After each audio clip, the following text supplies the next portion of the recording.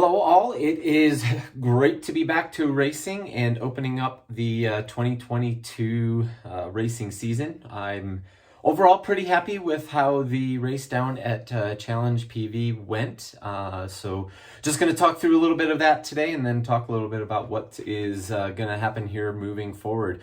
Overall, obviously this was a first year race, and so there's always a little bit of added stress when you have to do that, and then you obviously couple that with traveling quite a ways down to the southern part of South America. I traveled fairly late. I didn't arrive until Thursday, but thankfully my bike and everything arrived, and so all was I guess smooth as far as the travel on the way down there. Not so much on the way back, but I would much rather have the travel stress on the way down or on the way back than the way down. The one of the female pros, Sid, Laura Siddall, who I was traveling down there with, didn't end up getting her bike, complete bike.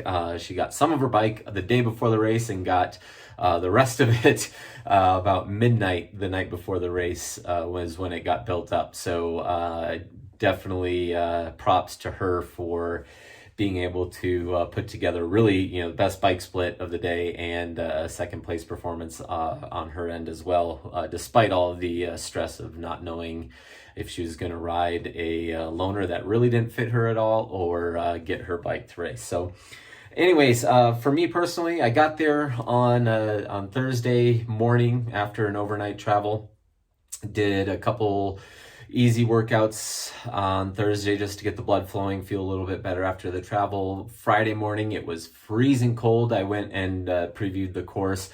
Pretty cool event. They had police escorts for the pros. I was the only one dumb enough to show up in the 36 degrees or 2 degrees Celsius morning and rode the course, and had the roads closed to myself for the preview, which was a pretty cool experience.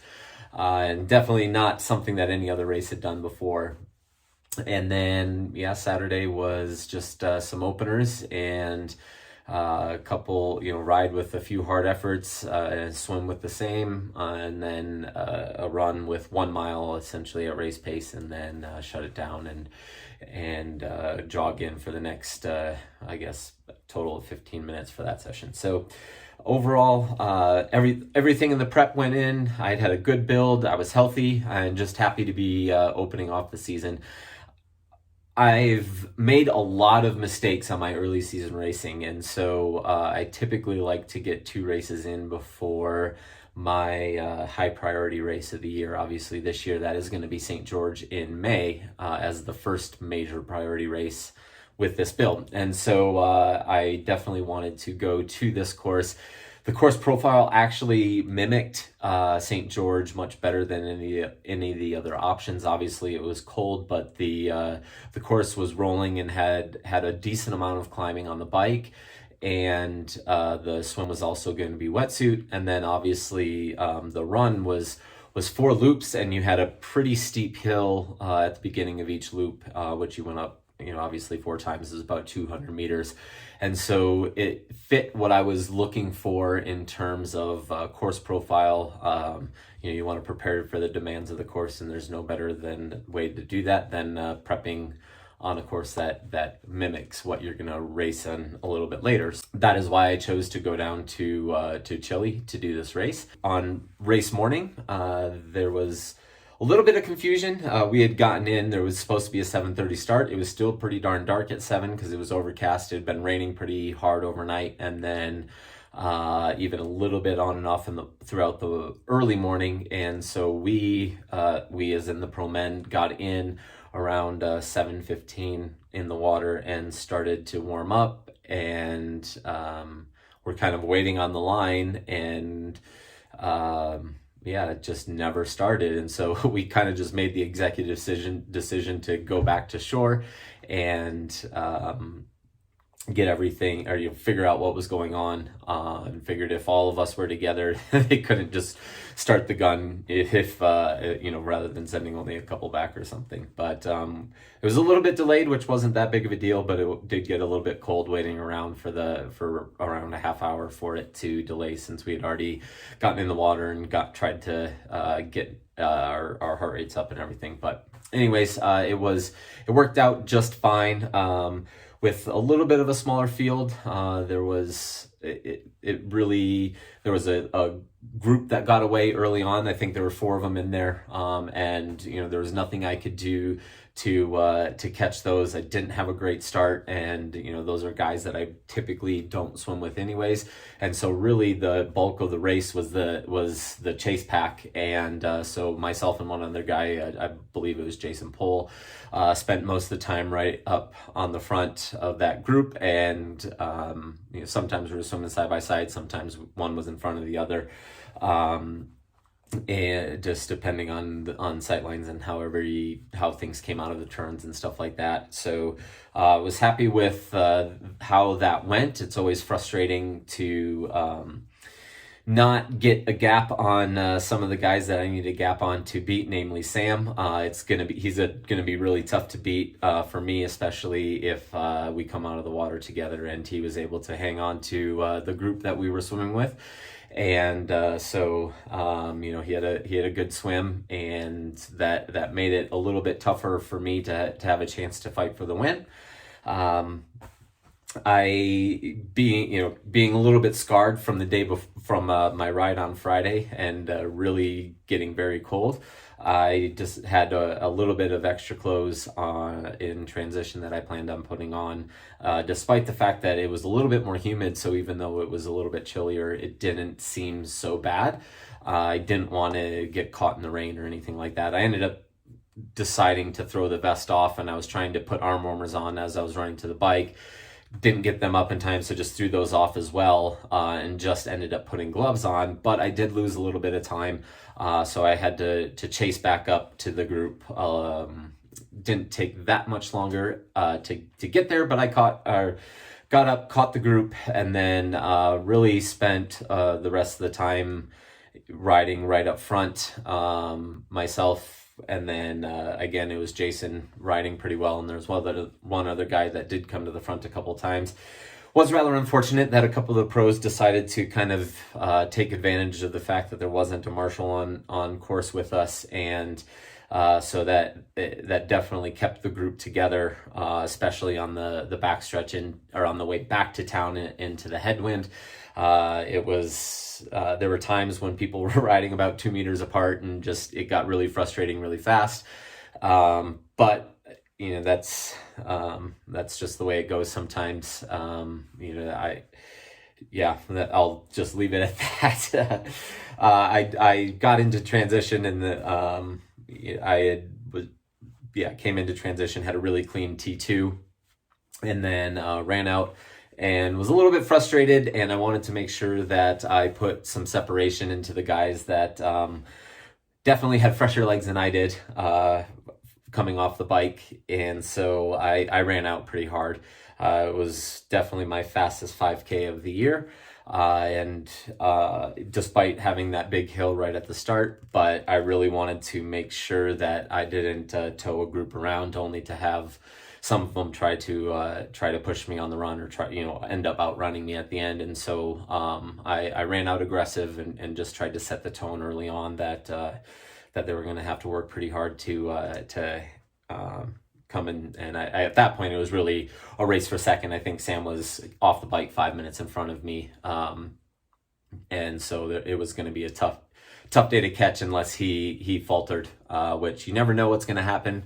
And so I ran hard throughout the entire time. And at the end, it really turned out to be one of my better runs. I had the course at about 400 meters long. Most people that I've talked to had the bike course over a mile long, and then the run course was fairly long as well. So from I guess what my watch said, I was through the half marathon at would have been the fastest run split that I've ever put down on a very challenging course. So I'm taking that as a huge positive of where my fitness is at, where my run fitness is at. And my VI was actually quite hard because I was trying hard to break up the group on the bike, and I pushed pretty hard on a lot of the hills on the way back, and just wasn't able to shake the peloton, unfortunately.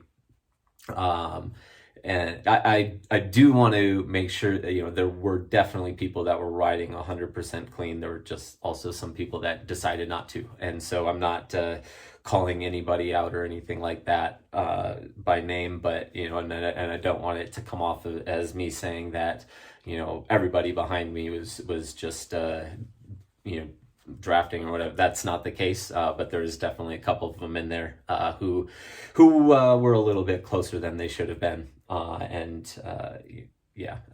Speaking to some of the women as after the race, they could obviously see what's going on because it was a straight out and back course, and they were a little bit surprised that things looked as tight as they did quite often. But anyways, overall, really happy with the performance.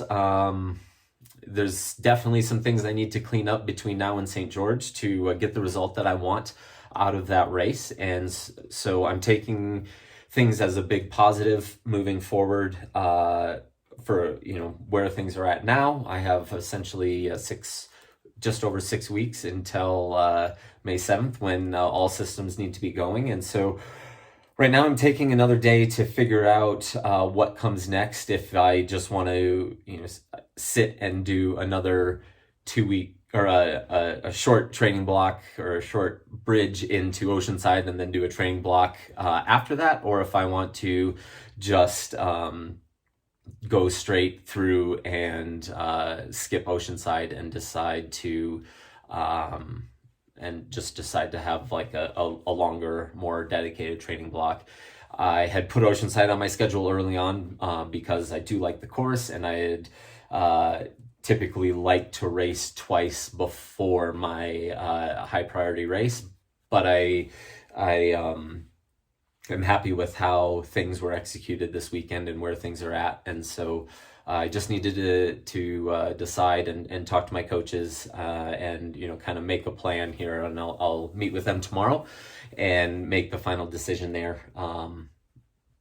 And yeah, just got to make the determination on what's going to be best to set me up for May 7th, because ultimately for the first chunk of the season, that's the date that everything has to lead to. So that's where we're at, and I'm sure I'll have an update out here quite quickly with what I'm doing here for the rest of the season. Regardless of whether I race Oceanside or not, I will go to St. George for 2 weeks, starting right away in April 3rd or whatever, the Monday after Oceanside is scheduled.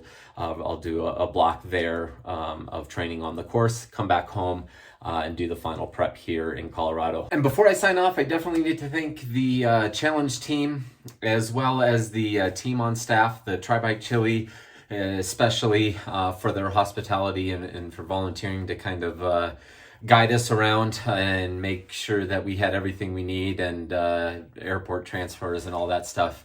Definitely took a lot of the travel stress away, having such good people to help us out every step of the way down there. And then obviously one last shout out to Sam on a great day. We'll see you next time. I'll have an update out here shortly with what's going on moving forward.